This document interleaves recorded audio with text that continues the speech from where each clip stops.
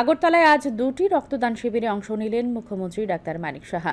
Art of living এর প্রতিষ্ঠাতা শ্রী শ্রী রবিশঙ্করের ৬৯তম জন্মদিনে আজ রক্তদান শিবিরের আয়োজন করা হয়। বনমালীপুর স্থিত সংস্থার মিলনায়তনে আয়োজিত রক্তদান শিবিরে বক্তব্য রাখতে গিয়ে মুখ্যমন্ত্রী ডাক্তার মানিক সাহা এই উদ্যোগের প্রশংসা করেছেন। তিনি বলেন, এই সংস্থা ধ্যান ও যোগার মাধ্যমে শরীরকে সুস্থ রাখার জন্য মানুষকে যেমন পরামর্শ দিচ্ছে, তেমনি শিক্ষা ও সামাজিক ক্ষেত্রেও কাজ করছে। রক্ত সংকট দূর করতে অন্যান্য সংস্থাগুলিও এভাবে এগিয়ে আসবে বলে তিনি আশা প্রকাশ করেছেন। তিনি শ্রী শ্রী রবিশঙ্করের চিন্তা ভাবনা মানুষের মধ্যে ছড়িয়ে দেওয়ার উপর গুরুত্ব আরোপ করেছেন।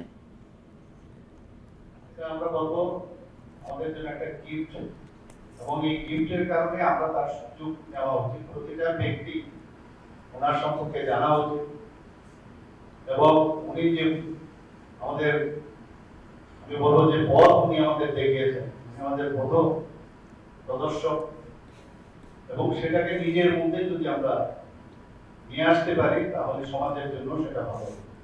তো আমি আশা করি যে আপনারা যে ধরনের সামাজিক কাজ করেন, আজকে এখানে ব্লাড ডোনেশনের শিবির এখানে আপনারা করেছেন, যারা ব্লাড দিতে এসছে তাদেরকে আমি ধন্যবাদ দেব, ডাক্তারবাবু এবং স্বাস্থ্যকর্মীদেরকে আমি ধন্যবাদ দেব।